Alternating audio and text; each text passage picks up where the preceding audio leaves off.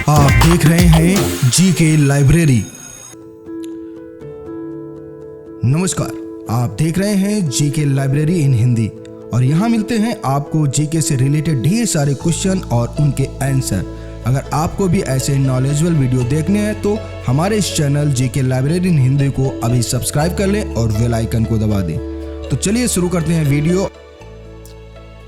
नमस्कार दोस्तों, आपका स्वागत है जी के लाइब्रेरी इन हिंदी में। आज के डेली करंट अफेयर्स में 15 अप्रैल को क्या कुछ घटा, क्या कुछ स्पेशल हुआ जो आपके प्रतियोगी परीक्षाओं में काम आ सकता है, वो सभी क्वेश्चन आपके सामने रख रहा हूँ। उम्मीद करता हूँ ये क्वेश्चन आपको बहुत ही पसंद आएंगे और आपके काम आएंगे। लेकिन उससे पहले अगर चैनल पर पहली बार आए हैं तो चैनल को सब्सक्राइब कर लें, बेल आइकन को दबा दें ताकि ऐसे ही नॉलेजेबल वीडियो आप तक पहुंचते रहें। तो चलिए वीडियो को शुरू करते हैं और ये रहा आपका पहला क्वेश्चन। हाल ही में भारत में सबसे ऊंची 125 फीट अंबेडकर जी की प्रतिमा का अनावरण किस राज्य में किया गया? और उसकी ऑप्शंस हैं ये: ए तेलंगाना, बी केरल, सी गुजरात, डी मध्य प्रदेश। टाइमर शुरू हो उससे पहले आप कमेंट बॉक्स में इसका आंसर लिख सकते हैं।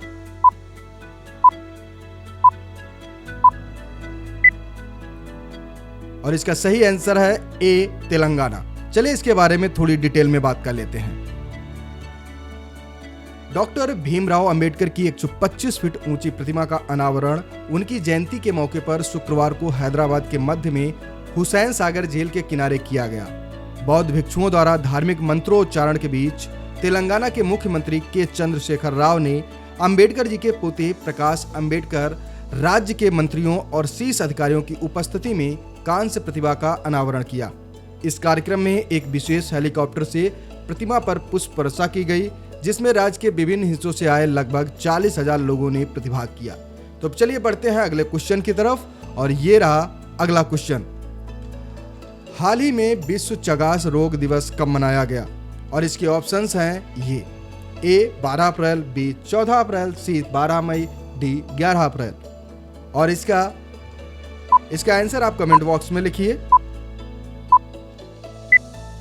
और इसका सही आंसर है बी 14 अप्रैल। चलिए जान लेते हैं चगास रोग के बारे में। चगास रोग, जिसे अमेरिकी ट्रेपेनोसोमियासिस या साइलेंट डिजीज भी कहा जाता है, और बीमारी की रोकथाम, नियंत्रण या उन्मूलन के लिए आवश्यक संसाधनों के बारे में लोगों में जागरूकता और दृश्यता बढ़ाने के लिए 14 अप्रैल को विश्व चगास रोग दिवस यानी कि वर्ल्ड चगास डिजीज डे मनाया जाता है।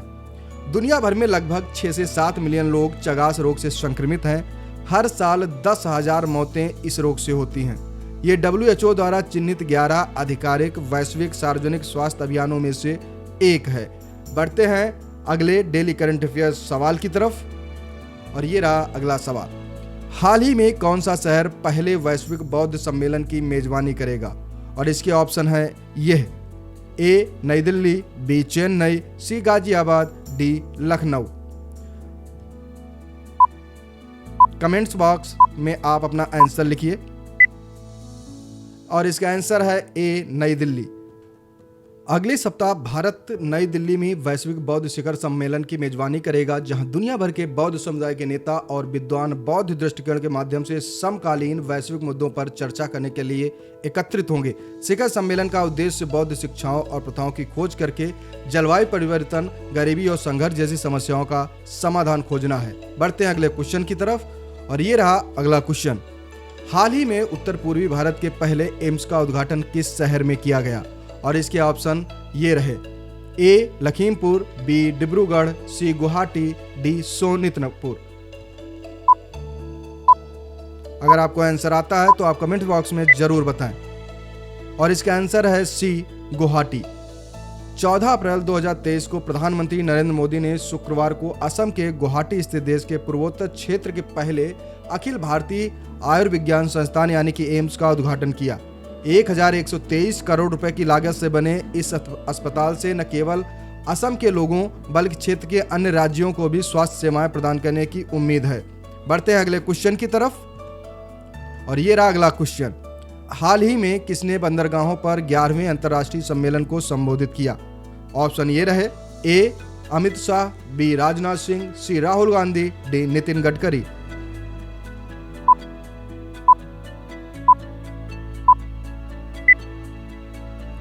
और इसका आंसर है डी नितिन गडकरी। केंद्रीय सड़क एवं परिवहन मंत्री नितिन गडकरी ने मुंबई में 11वें द्विवार्षिक अंतर्राष्ट्रीय बंदरगाह नौवहन और रसद सम्मेलन को संबोधित किया।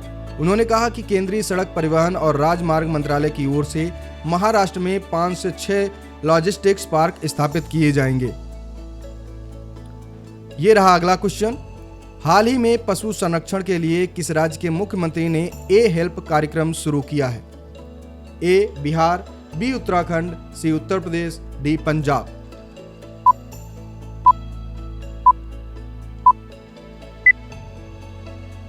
सही आंसर है बी उत्तराखंड।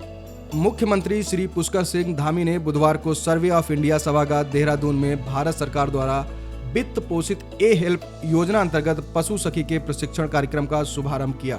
इस कार्यक्रम के अंतर्गत प्रशिक्षित ए हेल्प कार्यकर्ता पशुओं में विभिन्न संक्रामक रोगों की रोकथाम करने, राष्ट्रीय गोकुल मिशन आरजीएम के अंतर्गत कृत्रिम गर्भाधान, पशुओं की टैगिंग और पशु बीमा में अपना महत्वपूर्ण योगदान देंगे। बढ़ते हैं अगले क्वेश्चन की तरफ। क्वेश्चन नंबर 7 ये रहा। हाल ही में किसने अपनी copy table of the banker to every Indian launch की? ऑप्शन ये रहे bank of India, B bank of Baroda, C state bank of India, D Punjab national bank.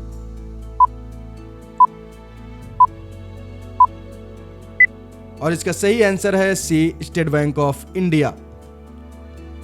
State bank of India SBI, जिसका मुख्यालय मुंबई महाराष्ट्र में है, ने the banker to every Indian नामक अपनी कॉफी टेबल की बुक की शुरुआत की है, जो 75 साल की भारतीय स्वतंत्रता और 1955 में स्थापित एसबीआई के 200 साल के इतिहास को जश्न मनाती हुई है।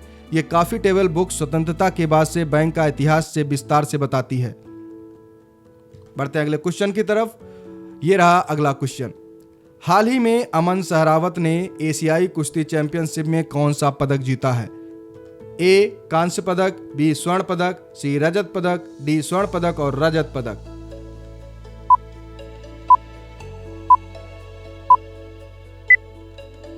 और इसका सही आंसर है बी स्वर्ण पदक। 13 अप्रैल को भारतीय पहलवान अमन सहरावत ने कजाकिस्तान के अस्ताना में आयोजित एशियाई कुश्ती चैंपियनशिप 2023 में पुरुषों की 57 किलोग्राम फ्री स्टाइल श्रेणी में स्वर्ण पदक जीता। सहरावत ने किर्गिस्तान के अल्पमाज समनवेकोव को 9-4 के स्कोर से हराकर स्वर्ण पदक हासिल किया। एशियाई कुश्ती चैंपियनशिप 2023 में भारत को ये पहला स्वर्ण पदक मिला है। वहीं अमन सहरावत का साल का दूसरा पोडियम फिनिश था। उन्होंने इससे पहले पिछले साल स्पेन में हुई अंडर 23 वर्ल्ड चैंपियनशिप में गोल्ड मेडल जीता था। बढ़ते हैं अगले क्वेश्चन की तरफ। हाल ही में भारत, जापान और फ्रांस ने किस देश की आर्थिक मदद के लिए साझा मंच लॉन्च किया है? ए पाकिस्तान, बी बांग्लादेश, सी श्रीलंका, डी नेपाल।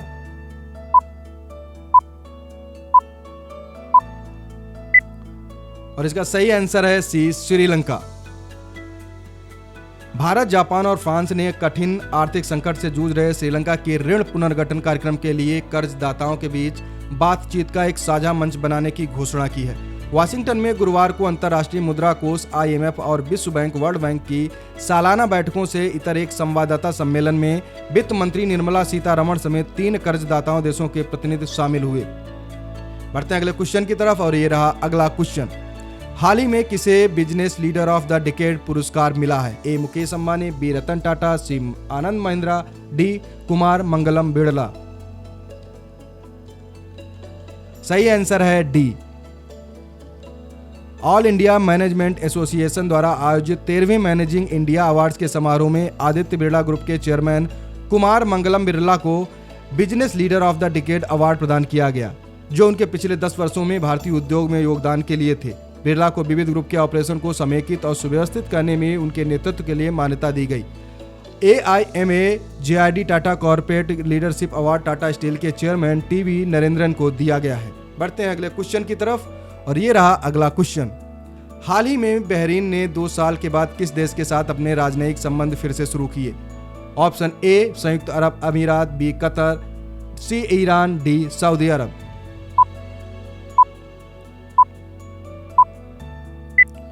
और इसका सही आंसर है बी कतर।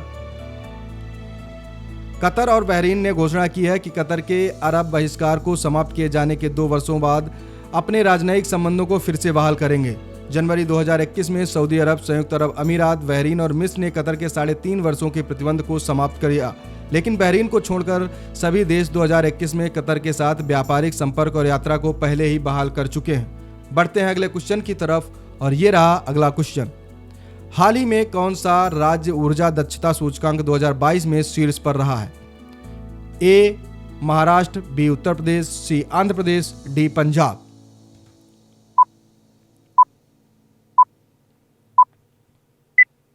और इसका सही आंसर है सी आंध्र प्रदेश।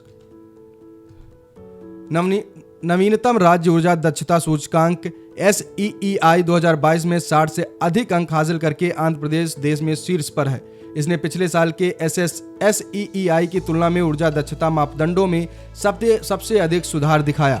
विशेष रूप से SEEI 2022 को हाल ही में केंद्रीय ऊर्जा मंत्री RK सिंह द्वारा लॉन्च किया गया था। 4 अन्य राज्य कर्नाटक, केरल, राजस्थान और तेलंगाना भी आंध्र प्रदेश के साथ दौड़ में सबसे आगे हैं। बढ़ते हैं अगले क्वेश्चन की तरफ और ये रहा अगला क्वेश्चन। हाल ही में किस भारतीय को टाइम के 100 प्रभावशाली लोगों की सूची में शामिल किया गया है? A Shahrukh Khan, B Prabhas, C SS Rajamouli, D A और बी सी दोनों।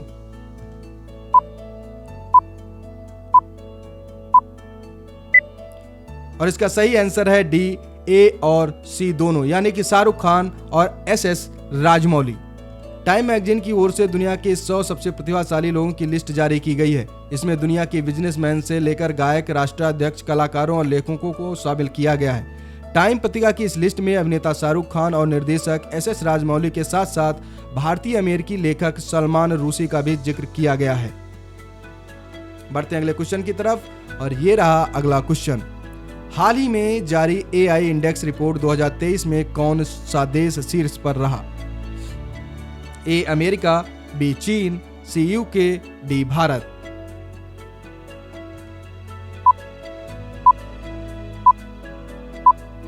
सही आंसर है ए अमेरिका। स्टैनफोर्ड विश्वविद्यालय के AI इंडेक्स रिपोर्ट के अनुसार भारत 2022 में AI आधारित उत्पादों और सेवाओं की पेशकश करने वाले स्टार्टअप्स द्वारा प्राप्त निवेश के मामले में 5वां स्थान पर है।